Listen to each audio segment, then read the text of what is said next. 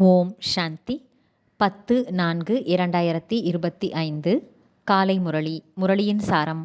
பாபா சொல்கிறார், இனிமையான குழந்தைகளே, தனது முன்னேற்றத்திற்காக தினந்தோறும் அன்றைய கணக்கை பாருங்கள். முழு நாளிலும் எனது நடத்தை எப்படி இருந்தது? நான் யக்ஞத்திற்கு நேர்மையாக இருந்தேனா என்று சோதித்து பாருங்கள். கேள்வி: எந்த குழந்தைகள் மீது தந்தைக்கு மரியாதை இருக்கிறது? அந்த மரியாதையின் அடையாளம் என்ன? பதில்: எந்த குழந்தைகள் தந்தையிடம் உண்மையானவர்களாக, யக்ஞத்திற்கு நேர்மையாக, எதையும் மறைக்காதவராக இருக்கின்றார்களோ அந்த குழந்தைகள் மீது தந்தைக்கு மரியாதை இருக்கிறது. மரியாதை இருக்கும் காரணத்தினால் செல்லமாக அன்புடன் அவர்களை மேலே தூக்கி விடுகின்றார், சேவைக்கும் அனுப்பி வைக்கின்றார். குழந்தைகளுக்கு தந்தையிடம் உண்மையை சொல்லி அவருடைய ஸ்ரீமத் என்ற மிக உயர்ந்த வழியை பெற்றுக்கொள்ளும் புத்திசாலித்தனம் இருக்க வேண்டும். பாடல். சபையில் எழுந்த தீபம் விட்டில் பூச்சிகளுக்காக காத்து கொண்டிருந்தது. ஓம் சாந்தி. இப்போது இந்த பாடல் தவறாக உள்ளது. ஏனென்றால் நீங்கள் தீபம் அல்ல. ஆத்மாவை உண்மையில் தீபம் என்று சொல்லப்படுவதில்லை. பக்தர்கள் பல பெயர்களை வைத்து விட்டார்கள். தெரியாத காரணத்தால் தெரியாது என்று சொல்லவும் செய்கின்றனர். எங்களுக்கு தெரியாது, நாங்கள் நாஸ்திகர்கள் என்றாலும் கூட எந்த பெயர் தோன்றுகிறதோ அதை வைத்து விடுகிறார்கள். பிரம்மம், ஜோதி, கல், முள் இவற்றில் கூட பரமாத்மா இருப்பதாக சொல்லிவிடுகின்றனர். ஏனென்றால் பக்தி மார்க்கத்தில் யாரும் தந்தையை சரியாக தெரிந்து கொள்ள முடிவதில்லை. தந்தையே வந்து தனது அறிமுகத்தை தர வேண்டியுள்ளது. சாஸ்திரங்களில் கூட தந்தையை பற்றிய அறிமுகம் இல்லை. எனவே நாஸ்திகர் என்று கூறப்படுகிறது. இப்போது குழந்தைகளுக்கு தந்தை அறிமுகம் கொடுத்துள்ளார். ஆனால் தன்னை ஆத்மா என்று புரிந்து கொண்டு தந்தையை நினைவு செய்வதில் மிகவும் புத்தியின் வேலை உள்ளது. இந்த சமயத்தில் புத்தி கல்லாக இருக்கிறது. ஆத்மாவுக்குள் தான் புத்தி உள்ளது. கர்மேந்திரியங்கள் மூலம் ஆத்மாவின் புத்தி தங்கம் போல் உள்ளதா அல்லது கல்லாக உள்ளதா என்பது தெரிந்துவிடும்.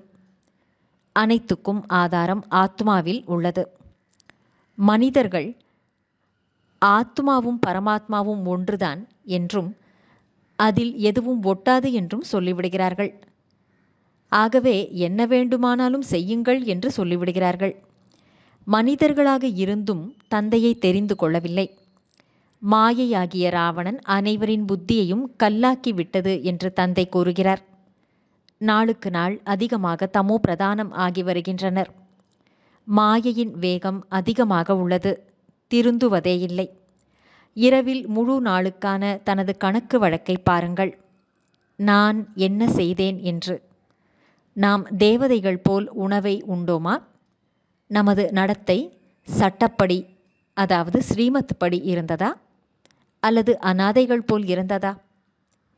இவ்வாறு குழந்தைகளுக்கு புரிய வைக்கப்படுகிறது. தினந்தோறும் தனது கணக்கு வழக்கை பார்க்காவிட்டால் உங்களுடைய முன்னேற்றம் ஏற்படாது. பலரை மாயை அடித்து விடுகிறது. இன்று என்னுடைய புத்தியின் தொடர்பு இன்னாருடைய பெயர் மற்றும் ரூபத்தில் சென்றது, இன்று இந்த பாவ கர்மம் நடந்தது என்று குழந்தைகள் எழுதுகிறார்கள். இந்த உண்மையை எழுதுபவர்கள் கோடியில் மிகச் சிலரே உள்ளனர். நான் யார், எப்படி இருக்கிறேன் என்று என்னை யாரும் முழுமையாக தெரிந்து கொள்ளவில்லை. தன்னை ஆத்மா என்று புரிந்து கொண்டு தந்தையை நினைவு செய்தால் கொஞ்சம் புத்தியில் ஏறும். நல்ல நல்ல குழந்தைகள் இருக்கின்றனர், மிகவும் நன்றாக ஞானம் சொல்கின்றனர். ஆனால் நினைவு, அதாவது யோகம் என்பது சிறிதும் இல்லை என்று தந்தை கூறுகிறார்.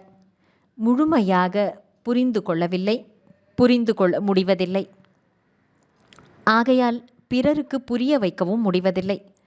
முழு உலகத்தின் மனிதர்கள் படைப்பவரை பற்றியோ படைப்பை பற்றியோ முற்றிலும் அறிந்து கொள்ளவில்லை எனும்போது ஒன்றுமே தெரிந்து கொள்ளவில்லை என்றுதான் அர்த்தம். இதுவும் கூட நாடகத்தில் பதிவாகியுள்ளது. நாடகம் மீண்டும் நடக்கும். 5000 வருடங்களுக்குப் பிறகு இந்த சமயம் வரும். மேலும் நான் வந்து புரிய வைக்க வேண்டியிருக்கும். ராஜ்யத்தை பெறுவது என்பது ஒன்றும் குறைந்த விஷயமல்ல. அதற்கு மிகவும் உழைப்பு தேவை. மாயை நன்றாக போரிடுகிறது. பெரிய யுத்தம் நடக்கிறது. மல்யுத்தம் நடக்கிறதல்லவா?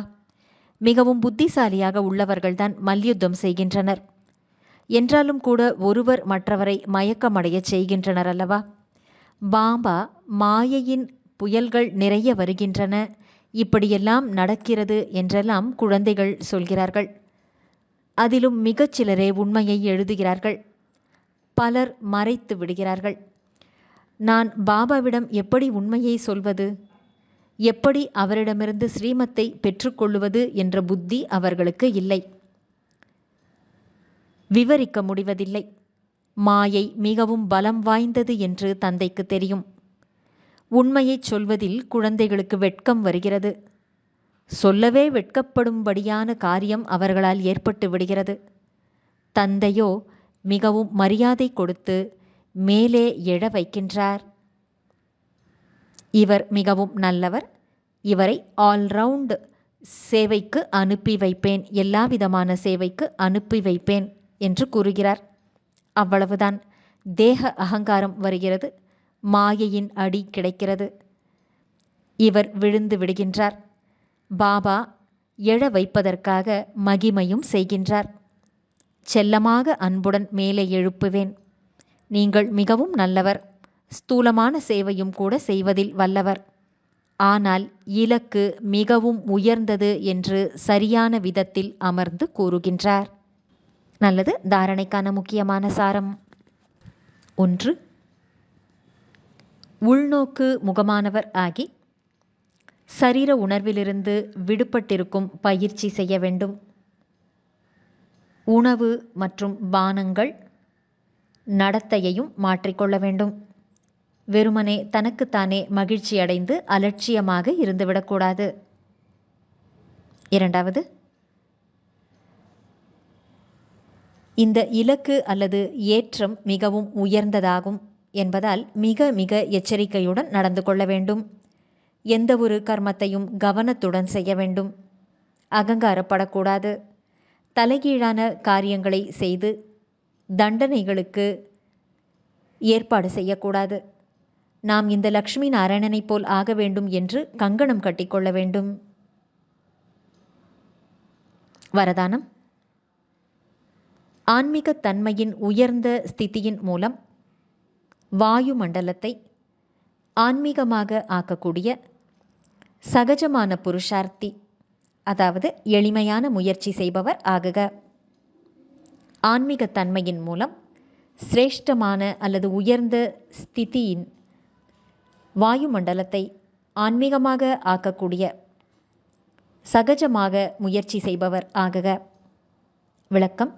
ஆன்மீக ஸ்திதியின் மூலமாக தன்னுடைய சேவை நிலையத்தில் அத்தகைய ஆன்மீக வாயுமண்டலத்தை நீங்கள் உருவாக்குங்கள்.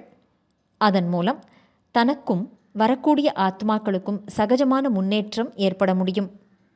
ஏனென்றால் யாரெல்லாம் வெளியில் இருந்து களைப்படைந்து வருகிறார்களோ அவர்களுக்கு அதிகப்படியான சகயோகம் அல்லது உதவி அவசியம் தேவைப்படுகிறது. ஆகையால் அவர்களுக்கு ஆன்மீக வாயு மண்டலத்திற்கான உதவியை கொடுங்கள். அவர்களை சகஜமான முயற்சியாளராக ஆக்குங்கள். நீங்களும் ஆகுங்கள்.